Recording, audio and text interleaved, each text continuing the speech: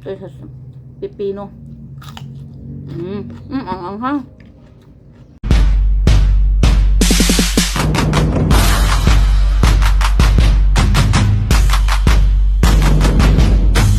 Papasok ang anak ngayon kaya ito ang lulutuin ko sa baon niya at sa breakfast niya.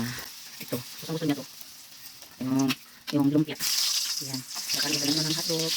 Pero hindi isang tayo pinapakain natin. Minsan lang. Yan. Yan ang ulam niya ngayon at ang baon niya ngayon. Magandang umaga sa inyo lahat mga kapipol. 6 in the morning.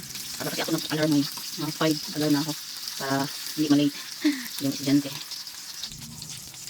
Hello, good morning mga kapipol. Shout out to all of you. Good morning, wherever you are in the world. Good morning, Ma'am Sandra.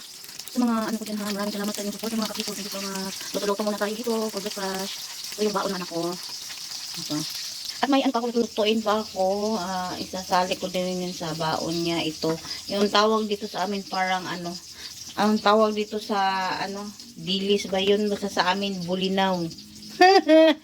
Bulinaw tawag dito sa amin. Sa Tagalog, ano, dilis daw, sabi nila. Lagay lang tayo ng kunting asin. Nilagyan natin. No, masyado pang madilim. Lagay din tayo ng kunting, yan, paminta. Gusto ko, kusin na to eh. Isang egg lang ang nilagay ko kasi konti lang naman ito naiwan. Naungan kasi nakaluto na ako ng yan. Mikos-mikos muna natin. Mga kapitol, masarap ito ha. Lalo na pag maraming ano. Masarap ito, masarap. Ayan. Kunin muna natin kasi luto na ang ating lumpia at saka hotdog. Kunin muna natin. Ayan, malabas na yung mga cheese niya. Ay! Ayan. Lagyan din natin ng tomato or kamatis. Sarap siya mga kapipol. Pag may kamatis. Nilagay na rin tayo ng konting harina. Mga dalawang scoop lang yung dalawang kutsara lang. Ayan. Para mas malapot siya. Pwede naman yung ano ng mga kapipol. Yung walang kamatis pwede rin naman. Kaya ako naglalagay lang kasi masarap kasi pag may kamatis. At okay na nga ang ating pritong ano, dilis. Yan. Yan, painit ulit natin. At maglalagay na nga tayo ng ating yan.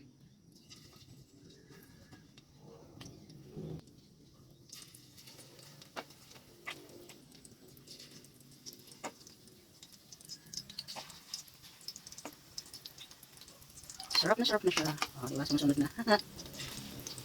Ayan.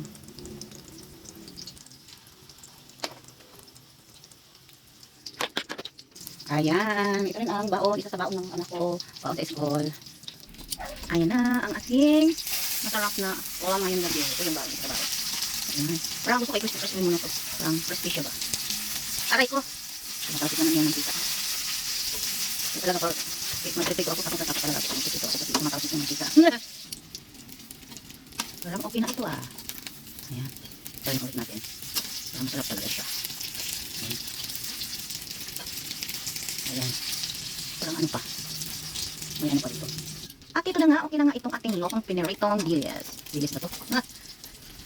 Yan na. Let's make it na. Sinaakan na to. Sarap na to. Ayan. At handa na nga ang baon ng ating anak-anakis. Lagyan na natin ng baon.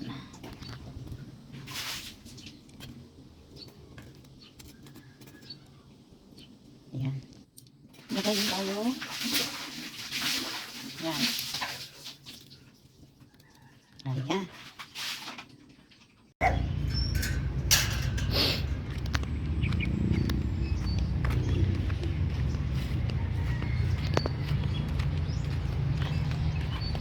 Pinakita na nadagan siyang bunga, mga kuan pa lang oh.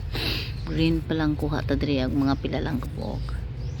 Namigig kayo mga kapipol. Masarap talaga mga kapipol kapag maay sili. Okay na to. Masarap na ito.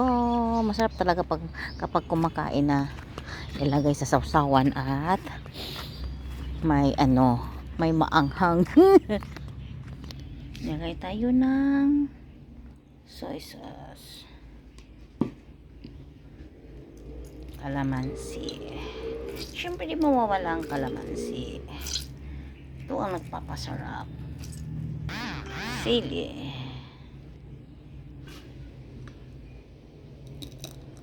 Ito lang muna kasi ano, wala pang hinog.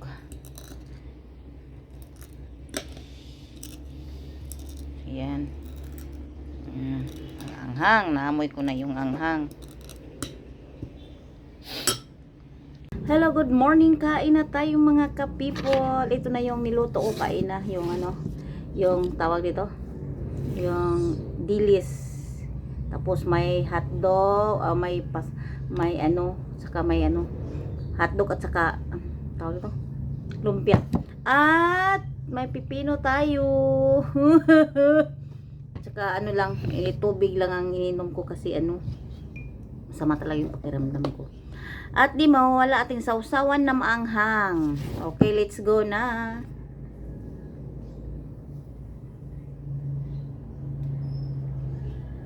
Kain na tayo, kain na. Pipino.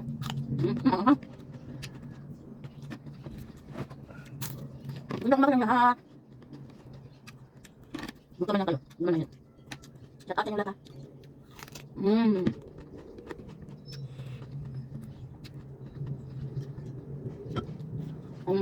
Sarap. Sarap kung may sasaw na ahang. Ito ko.